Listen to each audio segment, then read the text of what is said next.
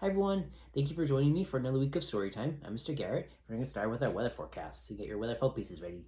So the forecast for Thursday morning, it's daytime, so we always need our sun put up in the blue sky.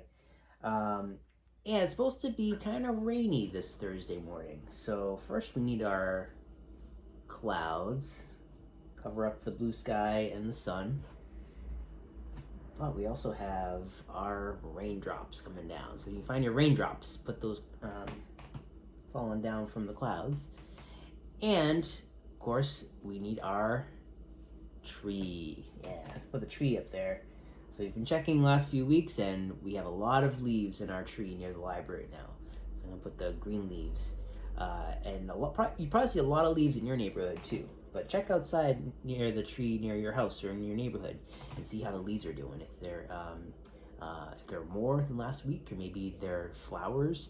A lot of changes right now. A lot of things are growing outside because it's springtime.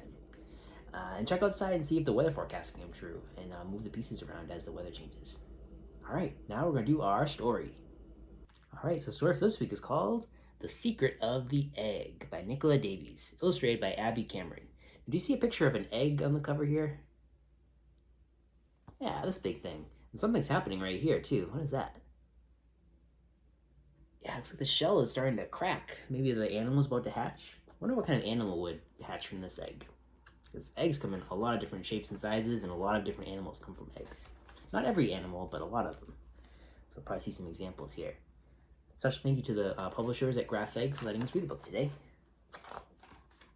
An egg is how so many stories on our earth begin, and each one hides a secret of what it holds within. Ooh, look at this thing. It's a big egg, huh?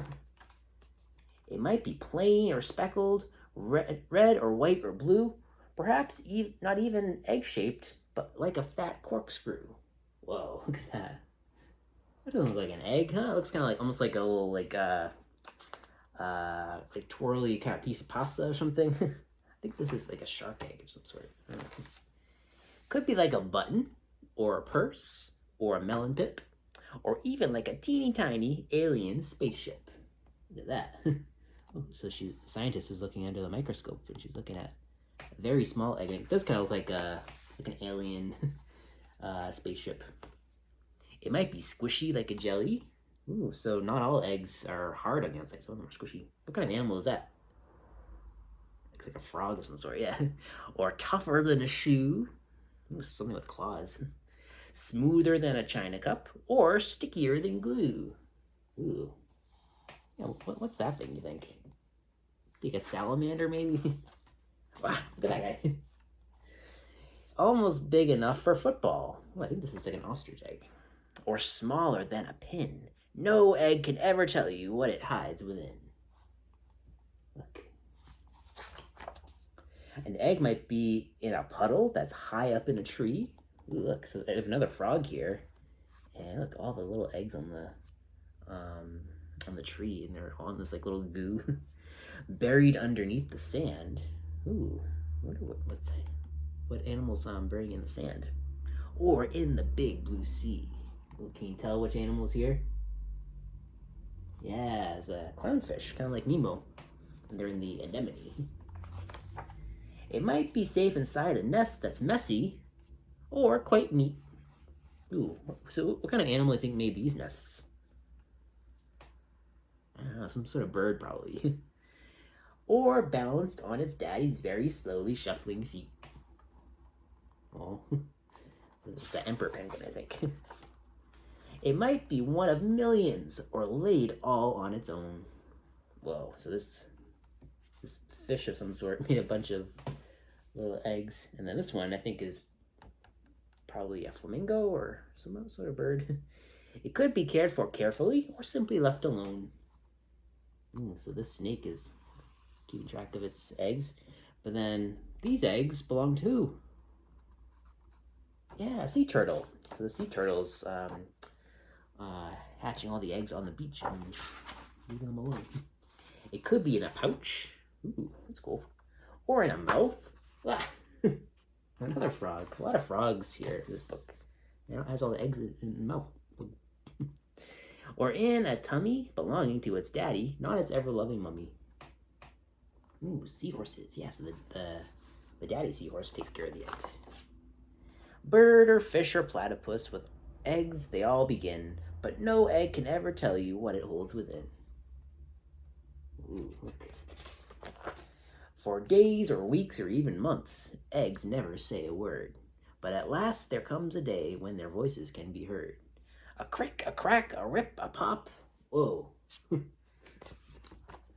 Now they no longer hide the start of all those stories that the egg held safe with inside. Ooh, look. So this is the egg we saw at the beginning, and there's some sort of bird inside.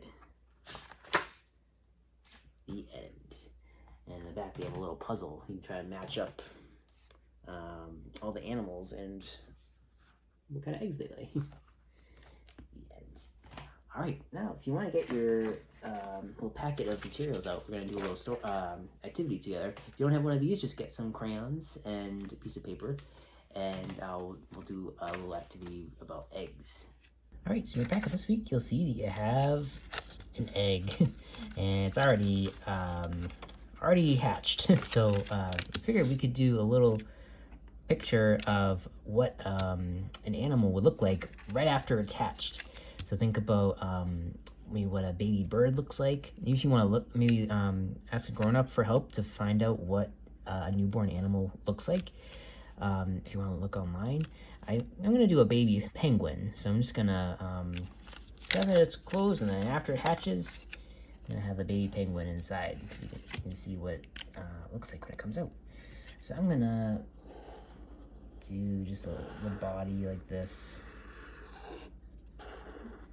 Little wings right here. And then the beak. Alright, I'm just going to color in the feathers a little bit. The penguin I was looking at, they're kind of gray when they're born, and then their feathers eventually change color. I think we saw this in the book too. I think one of the first ones we saw at the beginning of the story. Right now I'm going to color in the beak.